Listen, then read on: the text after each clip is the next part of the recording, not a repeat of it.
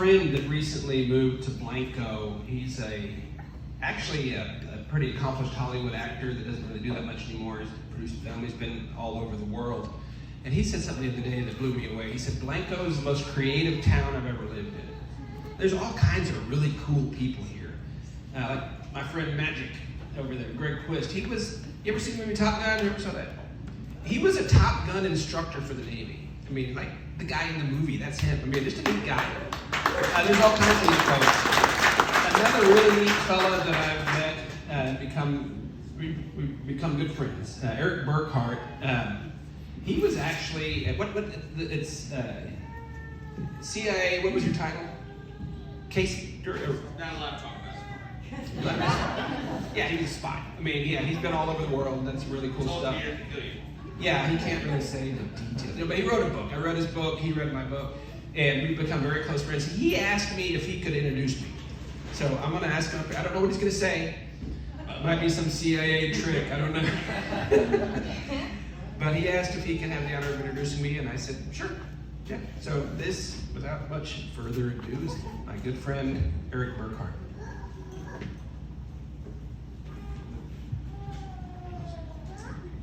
Hi, I'm one of these many people you see in the streets of Blanco who don't live in the town, but spend all their time here.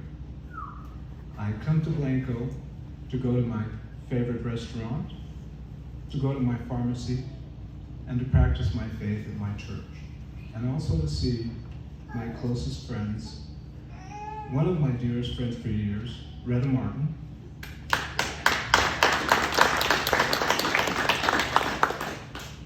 Last year, said to me, I want to introduce you to someone named Mike Arnold.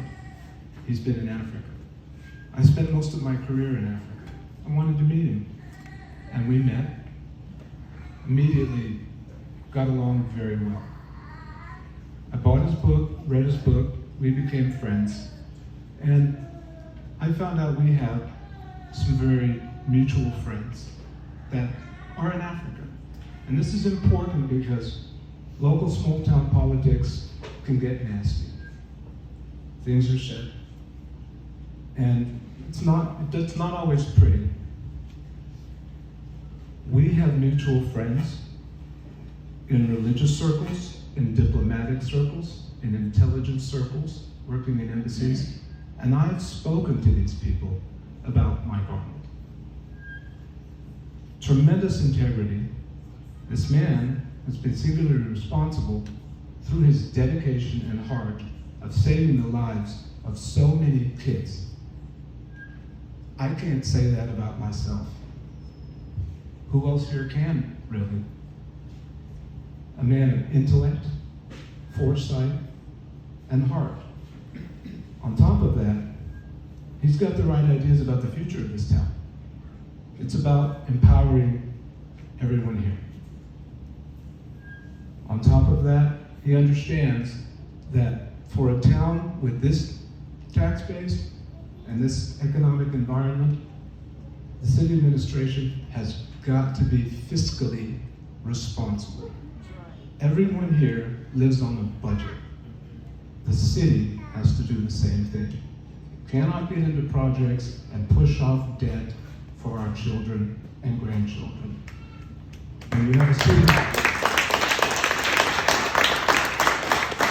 And this is why I support everyone up here on this stage. I haven't had the pleasure to get to know y'all too. I know Ryan very well. Good man, Ryan Moses.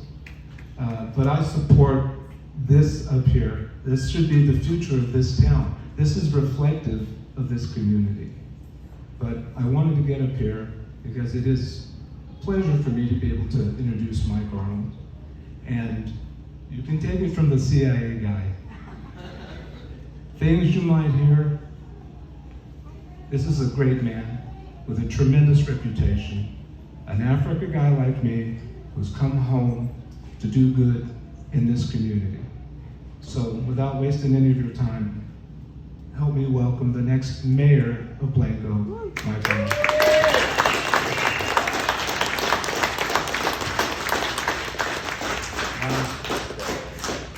Thank you so much. My wife and I gosh, 12 and a half, 13 years ago, we were looking for a place to move. We weren't fitting in with our kids in San Antonio any longer. One of my boys made a little bow and arrow up with a stick and a string from the backyard and was shooting in the backyard, and the neighbor called the police. I mean, stupid stuff like that. And my daughter wanted horses. And we looked around, we could have moved anywhere. We actually almost bought a place in Missouri, believe it or not. But the day before we were supposed to sign the contract, I felt the good Lord say, go back home to Texas. And the place where we moved to here in Blanco opened up, and we got in, and we've been here ever since. So I wasn't born here. Got here as fast as I could, raised my kids here, and now my grandkids were born here, and they're being raised here. And that's a blessing more than I can describe. And that's really the reason I'm running, is to help keep Blanco a place where I want my grandkids to grow up. Oh, there you go. You don't have grandkids. No, but you have puppies. you have dogs. Yeah, thank you. that. Now, I am committed. Now, Candy, we've all committed. We have what's our 3-point campaign plan? Positivity, policy, and puppies, okay? Committed to running a positive campaign. But I gotta tell you, that's a challenge. When you look at the city government these days, it's really, really challenging to stay positive. I mean, they say the road to hell is paved with good intentions. I sure wish that worked here, or we could have streets that we drive on. Because, there's certainly people with good intentions out there, but my gosh, talk about kicking stuff down the road for our kids and grandkids to pay for. Well, we are those kids and grandkids. We've got a mountain of stuff that we got to deal with. If you picked up Blanco and set it down in the middle of nowhere, like in the middle of West Texas, or set it out there, we would still have a lot of challenges in front of us. Our infrastructure is a wreck. It's a wreck. We got a paving contractor back there. Am I speaking the truth? Yeah. You get off the state-maintained roads, 4th Street and 281, and we probably have the worst roads in the hill country. They're downright third world, and I know what I'm talking about. They're bad. Bad. And they're slapping this stupid Band-Aid on it now that's costing taxpayers $250,000. And it's not going to last very long, is it? No, it's just a campaign thing, is what it is. Our water system, the average month we lose 27% of our water? So, okay, ration your water, don't do this. Well, why don't you fix the pipes? That sewer system, total mess. The core things of the city are in bad shape. We're studying. Well, we need, there's been a great citizens committee to come together and study that, but we need action. And that's the one, I think that the one epidemic here in city government is nobody wants to grab the hot potato and make the tough decisions. I'm not afraid of that. We'll get on track. It's gonna take a while. It's not gonna be done overnight, but we'll get on track overnight. Our city budget is, I had my treasurer, who's a very accomplished CPA, CFO, really sharp, try to read the current city budget. And when she replied, she said, and she used the poop emoji is what she used. She said, this is smoke and mirrors. There's nothing right about this. She couldn't untangle any of it. That's the city budget. And first of all, she said, you don't have a budget that ends in a negative number. That doesn't work that way, but we do. We run deficits. Not just in the enterprise fund. Most cities, their utilities actually help float the boat. They make money selling utilities. We lose, $460,000? There's only 1,100 hookups. That's close to $500 per hookup. 400 something that we lose every year. It doesn't make sense. And while the basics are crumbling, who's ever had to deal with the city with a permit or a water bill or anything like that? On a scale of 1 to 5, how would you rate your experience? Yeah. I'm sorry, these are just the basic things. Roads, water, sewer, bills, that we really need to get right. I know it's boring, but that's the work, right? We need to get back to the basics, trim the fat, and stop putting all the carts before the horse. And it's not going to be glamorous, it's not going to be fun, we're going to have to tighten our belts a bit, but that's where we're wrong. If we don't do that now, we're in a world of trouble.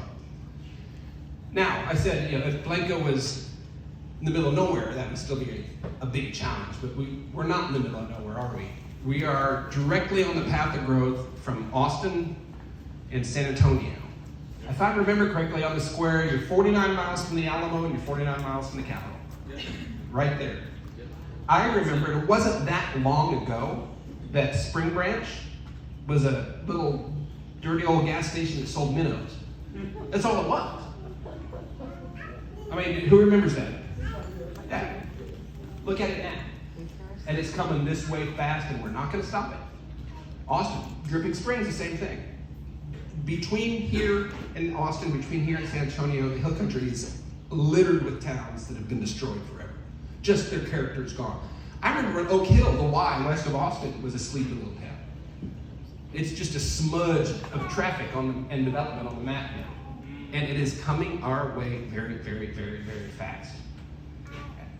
So while our infrastructure and our city administration is a mess, we've got this tidal wave coming at us. And folks, if we don't get it right now, you will not recognize Blanco in another 15 years.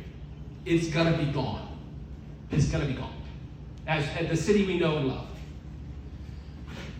But the good news is, I believe with the right leadership right now, we can get ahead of this. We can emerge as an awesome, cool town. And I can go into plans. I have a printout there. I came up with these folks a plan. We haven't updated, for example, our comprehensive master plan in 18 years. That's back in the Spring Branch gas station minnow days was the last time we updated. Now, that's an important document. Also, our historical, I forget the action plan. Historical action plan? Blanco Historic Preservation Action Plan. It hasn't been updated in 16 years. Both of these documents are foundational documents. If you read the codes and you read all the stuff, they're supposed to be the picture on the puzzle box.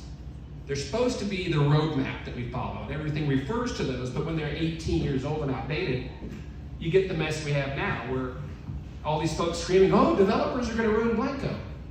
And then the first developer comes along and proposes this horrific development on Elm Street. Oh, we gotta do it. It's like, wait a second, are they gonna ruin Blanco or not? Well, this one will. Why are you in favor of it? It makes no sense. It's because we don't have a shared vision. And like the Bible says, without vision, people perish. So one of the first things we're gonna kick off is the Blanco Act 100 plan. In 16 years, Blanco will be 100 years old, 1939 to 2039. And what will Blanco look like at our 100th birthday? Will it either be a cool town or we'll be toast? And that's what our effort to bring the community together, to bring unity, to get all the cards on the table, all the hard work that's been done by so many people for so many years that's been neglected and put on the shelf. Let's get it all out and let's come up with a vision that we can all believe in for this town. And let that guide us. That'll be unifying, that'll be empowering, that'll bring new life, I believe. But the last time that happened is when the whole Uniform Development Code and the Historical Commission all came out of that effort 18 years ago. Great catapult for energy and activity. And we need all that again. We need to revisit the Uniform Development Code. It's been added on to, just willy-nilly. It's so convoluted and complicated. And the folks that know say that only helps outside corporations and developers. They're the only ones that can afford the attorneys to untangle it all. And that's true. We need to simplify it to empower our local community to prosper. We can fill every piece of land with what we want. We can have the Blanco we want, but we need to empower local people, get the government out of the way. We need to work on our infrastructure. We need that vision to guide us. And so that's what our challenge is, but I believe the Chinese, that said, Eric, you might know better, have the same word for problem and opportunity as the same word. Is that true? I've heard it said. I don't speak Chinese. But yeah, the same word for problem and opportunity. I think that's what we have here. We have some problems, but they're opportunities. And I believe, I haven't been around as long as a lot of these folks, but from what I see, this is perhaps the most critical election that Blanco's ever had. Because it's so urgent. if we don't get this right now, Blanco's lost. I don't believe I'm being alarmist. I don't believe I'm being paranoid. I mean, if you think that, please correct me if I'm wrong. So I would appreciate your support, not just for me, but for 3 of these folks. I'm going to have Candy come up and put the strong clothes on you guys, but there's a lot you can do to help. But Candy, if you want to start making your way up here. Well, I was going to see if there was any questions. Oh, okay. Want to do the questions first? Yeah, Then? you got Okay. it. All Yeah. right. Okay. So thank you. Now. Let's put you on the spot. Yeah, absolutely. So we're going to field questions. Anybody have a question?